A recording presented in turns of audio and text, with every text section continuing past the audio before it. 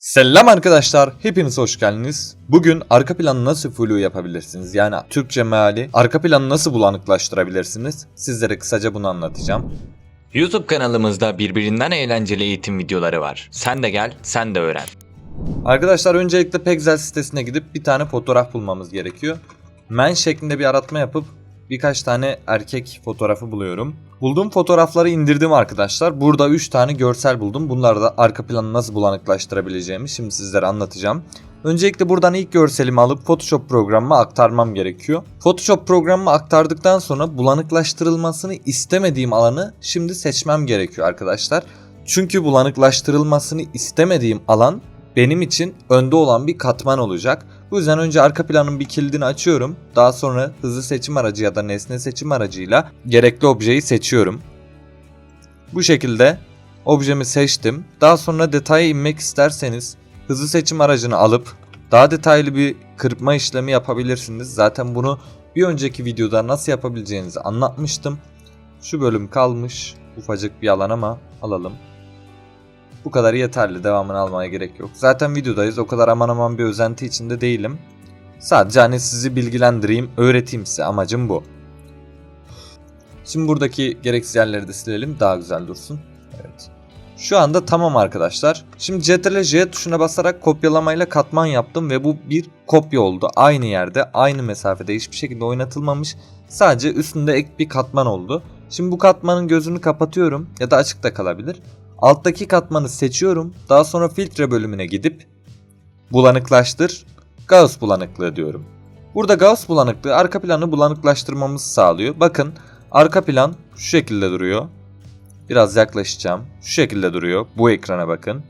Birazcık artırdığımda gördüğünüz gibi tamamen yok oluyor. Buna belirli bir değer vermek tamamen sizin elinizde. Bu bir yüz portresi için de geçerli arkadaşlar.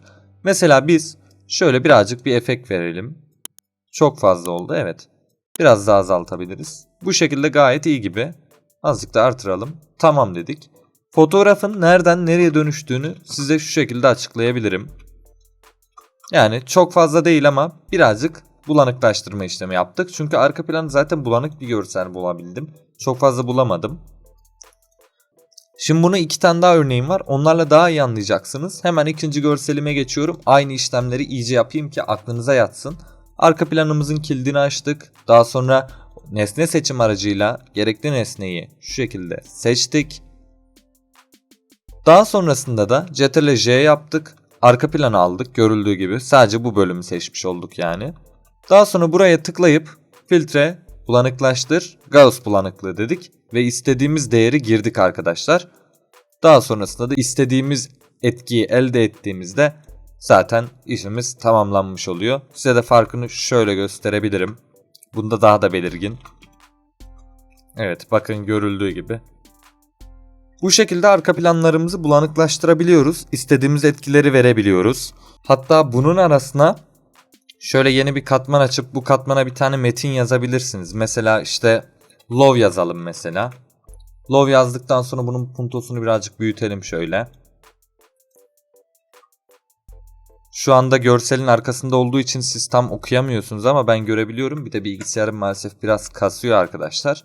Şimdi bu böyleyken buna şuradaki dolgu bölümünü 0 yapıp çift tıklayıp kontür vererek daha güzel bir etki de alabilirsiniz. Şöyle göstereceğim. Misal bu şekilde bir etki de alabilirsiniz arkadaşlar. Bunu da beyaz yapalım. İçe, dışa, ortaya istediğiniz tarzda bir şey verebilirsiniz. Ne onun adı? Kontür boyutu.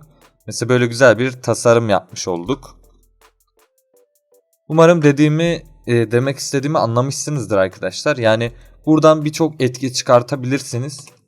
Arka planı bulanık objelerde bir de böyle yazılar falan daha güzel duruyor bence.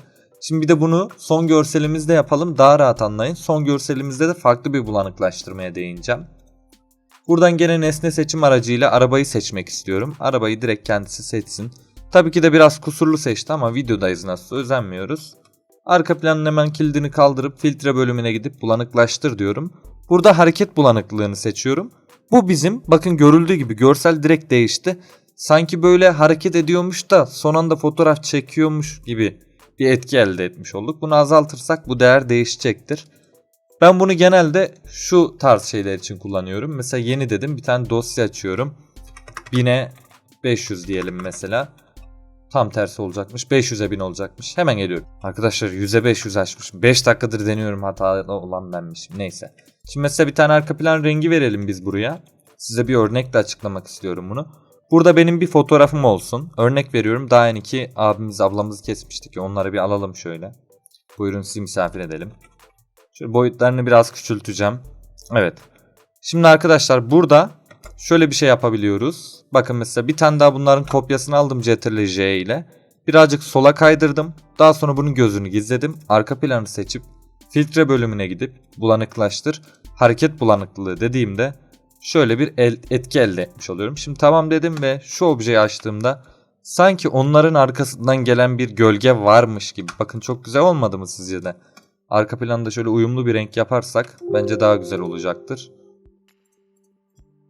Yani tabii çok uyumlu olmadı ama yani bence güzel bir etki oldu yani. İdare eder arkadaşlar. Yani biz kısaca görsellerimizin arka planını bu şekilde bulanıklaştırabiliyoruz arkadaşlar. Gerçekten işe yarar ve bilgilendirici şeyler olduğunu düşünüyorum. Hani böyle kısa kısa videolar yapıp bunları da daha da çok çekmeyi düşünüyorum. Çünkü video çekmeye artık eskisi kadar fazla vaktim olmuyor. O yüzden kanalla da ilgilenemiyorum. Sizden de ricam lütfen arkadaşlar ya birazcık kanalımıza destek atın abi. Hani böyle bir like atın, ne bileyim abone olun, bizleri destekleyin. Şurada bir tane vignette yapabiliriz istersek. Vignette dediğim de şu köşelere karartma efektleri. Mesela fırça aracını alıp şöyle rengimi seçiyorum hemen. Onu da göstereyim de aklımda kalmasın. 2 tane buradan attım. 2 tane de buradan atayım. Şöyle çok siyah değil mi? Buraya gelip buradan çeşitli tonlar var. Mesela sert ışık, canlı ışık, yumuşak ışık. Buradan bir efekt seçip renk yanmasını seçip opaklığını azaltırsanız sizin için daha güzel bir etkide olmuş olabilir. Ctrl+T çevirebilirsiniz aynı yöne. Zaten etkiyi anlarsınız. Şimdi size göstereyim nasıl bir şey elde ettiğimizi. Bakın bunu buna çevirmiş olduk. Burada bir tane daha kopyası vardı zaten gibi. Evet, bugünlük sizlere kısaca bunları anlatmaya çalıştım. Sizleri bazı konularda bilgilendirmeye çalıştım. Eğer videomuz işinize yaradıysa lütfen siz de bizim kanalımızı Allah aşkına destekleyin. Şöyle kanalımız bir 10.000 olsun, daha sonra patlasın. Desteklerinize ihtiyacım var. İzlediğiniz için teşekkür ederim. Kendinize dikkat edin. Hoşça kalın. Abone olun.